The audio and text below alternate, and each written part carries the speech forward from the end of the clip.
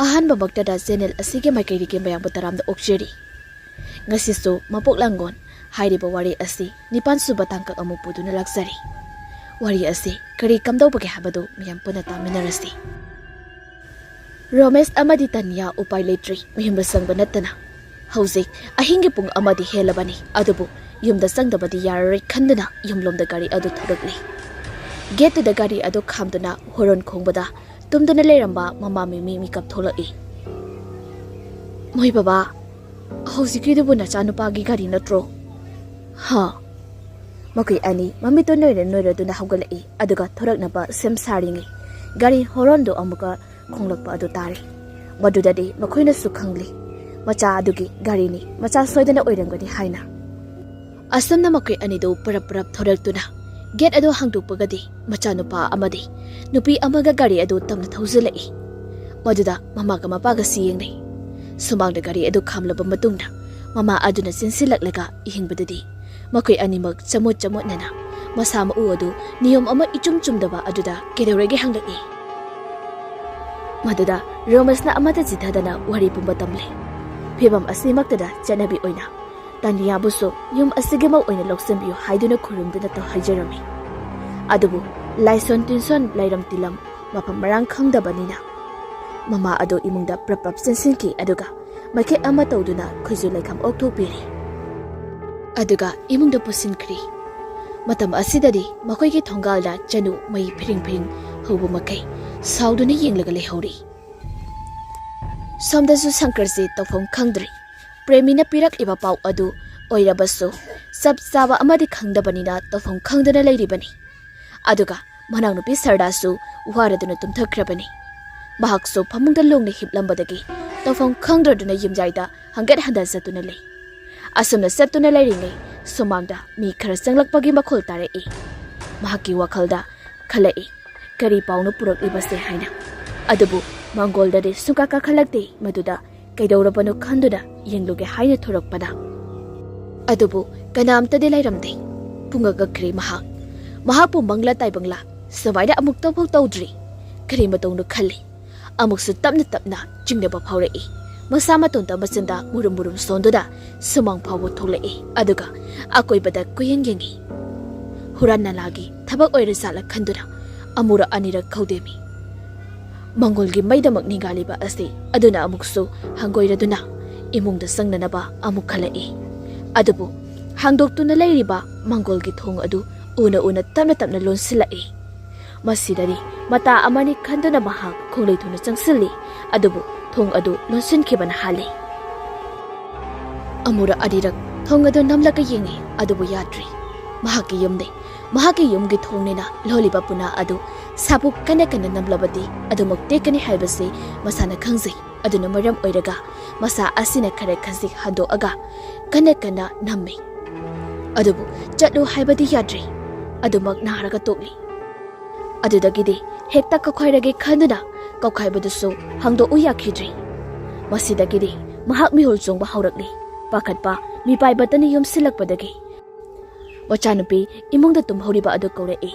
adubu adusu pakna kumlakte aduga hauna kauruba matamdadi sarda mikap thorakli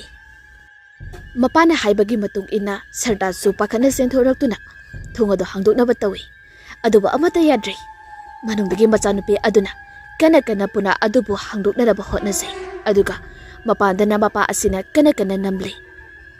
adubu upaidi amata leitri manungda leiriba nupi masa asidi kapu kablai madugi khonjal adu tabada mapa asi khangba ngamdruduna hena kana namba haurai adubu ikhang khangaudana machanupi asi imungda kanagumba amana faduna soro chingkhibagi kaplau lauramba adu tarakpada mapa asidi hubang mari kabaga loinada macha adubu kauraduna thongadu namba lepti adubu handamukte aroiba pangal thauna sijinaduna amuktang kanna kaukhairakpa thongadu tektuna tarakli hek changlakpaga machanupi aduna kaplau lauriba adu taraduna sensilakpadadi sarda phaklangda naptuna masam aduna mathaklomda yangkatuna makhong adu phiding kauduna lerami madu uba maktada papa asi mamit adu saphu malauthuk tuna yenglegale aduga masindasu Bisnu haina fau solai Adubu kudak asida mahaki table da lehauba ising asengba adu lauraga masinda murum solaga saisinbada machanupi adu leimaida pop launa tarae maduda chensinduna mapana haugatpiduna konsili sarda yamna kine kapli aduga mapa asisu akibadi fauribani adubu masagidama akiba kaya adugi mayokta thona amadi lae phaklangda theliba ayekpa lai mayam sing adusu masa matanta lengba haurei Madugi marakta sardagi mama maibagine magi nupi frame challaba photo adusu yauribani madu uruba matamdadi makoi animaktu mami kuptaba makai kelak tawraba photo adu yingi haibaga tawbaga makhada kelakpa matamdadi amaiba asi sensinduna okay tawbani adubu mafam khara sahaudabana makhada taduna kaikhri matam asida sankarji kablai aduga machanupi asiso tanda sangsilaktuna mapabu konduna kapli Mami matam asida khangli mangonda tattana awaba pirakliba phatraba thawai asi kyamu yamna sakti leibage haibadu mai khaplamba aduso haujiti pungpha phakri Taniana Romesh kapuna laikhiba matamda chanu khangba ngamdraduna afangba emungsingda yatkai thingai haurakpani haujik sardaso mabu mahaki kada pusinbiduna phamungda hipduna tumhalle aduga mapa asidi table gi nakanda leiriba chokri aduda famduna machanupi aduna tumbadu sthangbi machanupi asina tumthakraba matamda mapa asidi table da leiriba larik amadi boy singadu tamna paiduni yengi maduda boy ama khakti ika kaduna leiramba aduda phaktoktuna yenglubada mamangda masama tumda yeksakhiba chanugi ayekpa saktamadu uri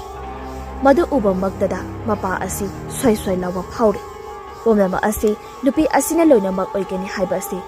mahaki chap chaba wakhaloni maramdi premigi mapa maiba asi matam amada sankarjitso punna lightingi thabak thauram punna tawminarame aduna maram oiraga hayengmak premigi mapa amaiba aduga tanaraga ohangi yumda pumnamak asi haurakpham asi tamluragi khali aduga loinana machanupi asiso matang asida soidana generamgani khangli Maramdi mamang thakta amaiba aduna mangonda mohangi yumgi matangda wari kayama lekhri loinana kuina thadoluraba sankarji lairam tilamgi matangada khiramakhadi aduma khanglibani hairi asumna khana numisimaso ahingadu tumdana haukhri adubu nohalamdai pung mari makhai muktaba adaida haibeti uithari ngai manung aduda mang ama mahaki nupi kusum leibu urai kusum lei Yungge dari aduda makhong adu yan thaduda famli aduga mahaksu manakta changsenduna famini kusum laina moiba icha anisi mapung mari phazilakpasu khangauroido aduna isagine sanalikot matik sana thamjinbe hausi hayeng moina leisa mapung pharakpa kanda sese chajanaba sankarjina kaiginu ne nupi noina asuk amna likonda yamna pamni pase kusum laina Fazakraba leido mafam sabada haurabadi fazaido mafam saba natrasu gamla fazaba amada hablabadi hena fazai matawa sumnane isorna nupibu semdakpa matamda masagi fazaba adugi mathakta tampha thinba ama oinaba makhoigine kesin yeksinba amadi likon haibasisune mathau tare adunani aina haijaribasi adubu kesin yekchindradi fazaba mayam amalaisidi Kusum lai esune nangi yum apatpasida satlubagini lainam jindrisi mahagini pi asina wararop tawna hairakpa aduda mapuroiba asina so phagi tawre is aibu nangoda kari thabok songi ha yumgi wadine karishu khaluna matamna ne adum ahungba purjaraksani asamna hainari gai sahi mapan bukta suraklaba tariadu sanglai kusum laina engutu ingna lemna phajariba isasigine mangak samda lupagi mari amatang sijinba sinane magol leiba helisi asi yawramdrabadine hena yengphambune khanglam loidoni sankarjitna as yarise warise to asi noige sana lupagi warido amukta ngaiko ado ayo horendi ahing haloiko aruba thabakla mane adudani aina wakhal nungaitrise adumaina tawdonati aduge saru afaba nungaibagi wakaldane loinana aingonda thongna pibigadabani aina tawrise ai sa kakinati umnamakini nangi lightinga samnabagi thabakse ai keriso haibadi ngamdi ado thamoi sinadi yaningba wali karige ahing nangaina sikraba matamda nang aigi ina semkiba isa singsidane amu phatanungda thokdana yam pakhale aidi as adugidine kisu tawrisi aina fanaba loina singani adu oirasu tambadi ngamba natedana farise ai ngasigidine chata yadabani ahal amagi yumni adunane pungpham sukaibasu nungairu aduna kharasu lei aduna ahing semadi chatkani nang icha tomigane phajana rem seksina haukraba wabudi oi adubu aigi pamgi minane aibu inthopirise maroina nangi sinpham sidani as yarsi tu oba aduga hojikti aisu sirabani nane nang aina henglingaida haiba wa phawba yabikhidabani sire phawba aina haibado yaroi natra matam asidati mapuroiba asti onthoraktuna yengai mahaki nupi ge sakphamda amuk mahaki nupi ase sakpham ama olami maduda mahak onsalaktuna munni yengduna leiringai asumna amuk kusum leina uhamakha tarai ai khangi aina haiba wase nang thoina amta takhidabani aduna ai leitraba matam sidadi nangoda kanana aina haiba asumna haibigani aduna maram oiraga isa sing asi kamdaurakani khanbada ai leifam khangde kusum kaino nang haido tabadamakta nang aduma wado hairi kaiginu kusum haiba tabani aidi nangisu oidri ngasidi kusum kaino nang na hairi duba haujisu nangi aigi inakta lengre leirisidi nang ai kaptagini matamdo haukri aduga moso hala uya haroi kusum kusum kusum na dumai tawno se adumai na tawno ba asi hai haiduna kusum ge manakta sangsili adubu kusum de nofet tawduna makonglomdagi horaga uful matawgumda brang hongna maikho onduna mangkri matamduda mapuroiba asi kabla duna mahaki nopibu kauduna lehawi aduga taibungdana sardana mapabu masanomna nomduna haudoklei mikap thorakpa matamda mahak sokriduda tumduna leiramle aduga mamai mamitisu homangna pungluplupi mahak phuk haugatuna masama u adu sengdoknaraba chatkri machanupi adusu saksinna imung asida leiramnaba hairami mapa asina amaiba adugi mayumda hana chatkri aduga mohange yumda makai pangnanaba makai ani puna thorakli amaiba asina mohange getra hairap illaga inthorakpada manungdagi mi amana hangdorakpaga mapa heksane maduda phingau setpa makai ani ahum oiramli makai ani na hek sangsilakpadadi samang mangol aduda mi ama ani leirami loinana mohansu phingau sotna tholai matam asida makai ani sidi pungangakli aduga mohal amadi leiramliba imung sida leiramiba mioi pumna maksungaki adubu makai ani na lakliba asigi pandamde ataida haidri sunatangi mohon takhak natana aduna maram oiraga ahansing asi mafam asidagi sakhinaba salai leiramliba ahansing aduso tawriba maong asida ingawngawri loinana tawheibra tawheidabra haiduna chatnakri hauji amaiba sankarje tanya amadi imung sigi mi pumba ikoi koina phamduna wari sanari amaiba asidi loinama khangli angangsing asina talakpa amadi mahakna khangzaba mayam adu punsilaga maduna maram oiraga wari adu makoktagi lirai amaiba yengu ibungo romesi nakhoine laida nijaraga phangzakhibani hai madu achamba nati mahakine mamang thakki mapokta koiremba koba maitei macha ama oina poklakhibani maduda mahakna ne nungsikhiba nupi aduna chanu kowi makoi ani matam aduda punsilai punsemduna thungnakhidi aduna ne maram oiraga mapok khuding makoi ani amada amabu thadoknaroisi wasaknakhi adubu koirembadi tare suba mapok asi taibang asida khara thengna lakhi haibadine chanudine hana taibang pan asida khungdakri madugi matung yamna thengba matamdane koiremba haibadi romese lakhibani aduna maram oiraga hauji chanu hariba nupi asi romesh dagine yamna ka hena chahi hanbadagine makhoi ani sabi chanu oibagi apam nusi marida thamba ngamlaktaba asida chanuna ne romesh ki thawai asi launana bane tawrakpani masida ne romesh ka itawgi chanupi ga mari lene ruba asida su chanuna ne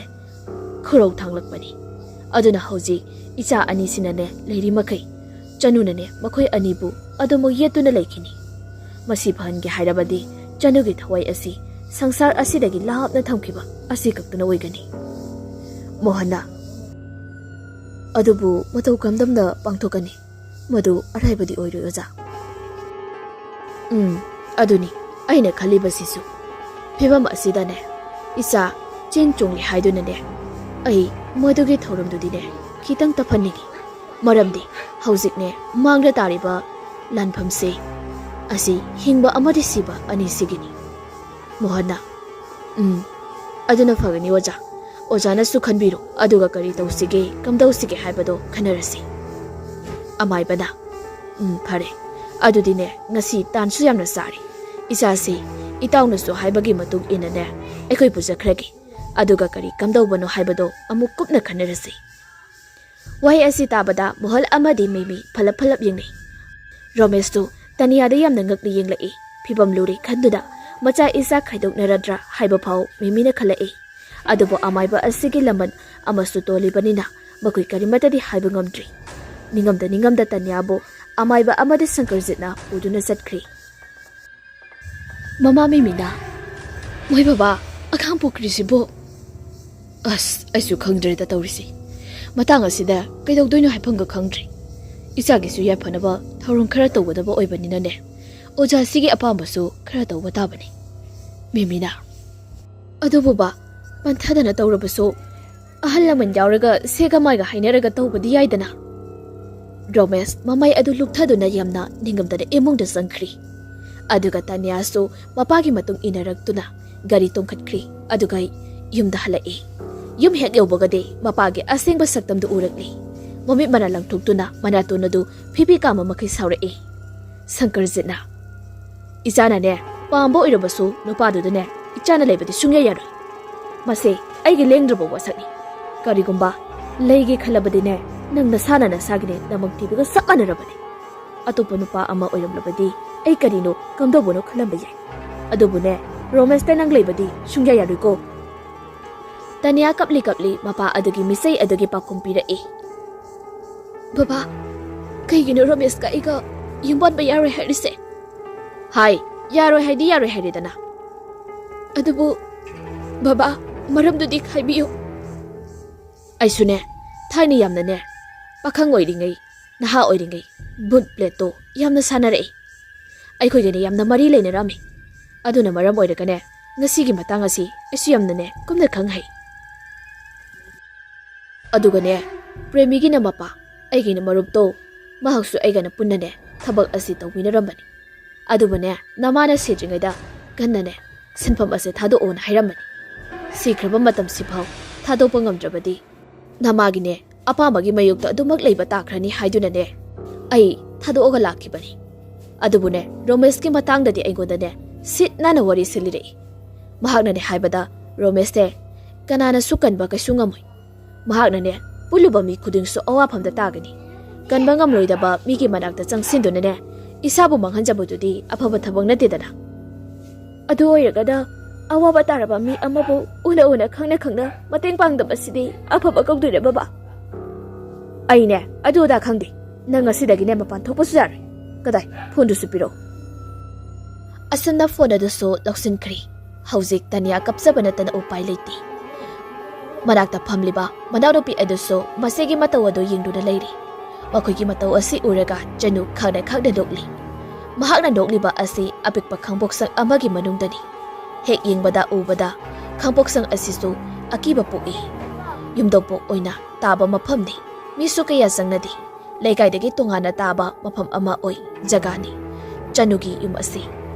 apikpa akaiba machet oiba mingsel aduda masa mathanda yengjei aduga doksari aduba masagi unsa sing adudi loinama khoiri khoiraba unsa sing ado pairaga masa matomda dokmi nongmi tori Taibang asida thonglaw tawlamdrabasu ase leibakdadi thungnarani khallubada nomi tori. Adubu mahaki laifam asidi Romesh nadu khangde. Romesh yasanglakpa matam asida mangolda thariba sofa aduda famduna Taniyabu ningsingjari. Mamasu imungda thabak loisile aduga mapa adudi mi unaba thokri. Asana famduna lairingai phaklangda theliba gari aduda asum yenglambani. Ikang khangawdana gari adu chap lepkhri. Romesh set yaudrabra haina khalli. Adubu tamna khazi amuk lengba haurakpa aduda amuk chingnarae. Hena chingnaraiba ase gari adu maning halaga chatpa adudani. Matam asida Romesh sofadagi haugatlaga gari aduda yengduna lai. Asamna yengduna lairingai mangongi nakanda laiba gamla mayam adu gamla ama sumanglumda taduna kaikri. Masida khampre khagladuna Romesh lai. Asamna amuk gamla adudagi yenglingai mahaki kagi blab adu phalap ngalae. Masida Romesh hena akiba ama phauratli tapna mangol adudagi mahaki ka tamna asum changlae. Aduga mahaki ka aduda hek changbagadi karisu tawramdri. Matam asidasu chanusidi somda kana nokli. Mahaki jadu mantra pumba matik sare ngaside aroiba thauram oiragi khaladuna mahaki phirolado yomsindoda tapna mahaki khangboksang adudagi thorai. Mahakna thorakpa matamda leikai sida thengnaba mipum khudingmakna yamna hainadaba miyeng amamam yengduna lehawi. Madugi marak asida Premisu yauribani. Premidi hanubi adu hana ukrigum tawri. Ngarangna hanta Taniana hairamba hanubini haibado ningsinglai. Maduda prap manegi miungda jangsilaktuna mapam chakobagi yas changlakpagi matamda aduda hinjang sembagi matamni. Manibu kokthokduna thongalomda. Nene, adagi hanubise noisidaine haidaine. Mani kaidawragi. Moyamungi migamta laitabra. Laiteda matomtani. Kaigina haisibunine. Aikoina ne khanglakpada adam leiramabani. Manabudi kem tawjadaba. Ado magi yum lei kairei adudine yamnane loina hainadabani mayamna. Ado ne usiwada mataw karamna mahak leikibanosu kanam khanghaudra. Khanghaudeda kaidawragi nangni yamna kupna hangidubo. Kem tawdeda nene. Kaidawragi fazana hayuse ingonda. Nahan aiga lakminaramba Tanyado cheli. Ha karam kanda madi. Adusu asigi hanubisigi haktakta oiduini. Kamaina no haise. Aisu fazana khanghaudi. Ado imanabiduna hanubise yamna kiba mali. Kinaba moongdusu jajat yamna towi. Ado nahan akhigi lohongba numituda chenkrini masu. Migine chelona tamakpagi oiramni. Adumaina hanubiduda haibirunu. Adonine aisu hainabadi yamna hainade. Asi ahansigi maong matawsi. Matang asida ngasigidi wariyasi loizari hayeng among makhamu poduna lagsagi. Ngasigidi mayamdagi kainaya thangnijari.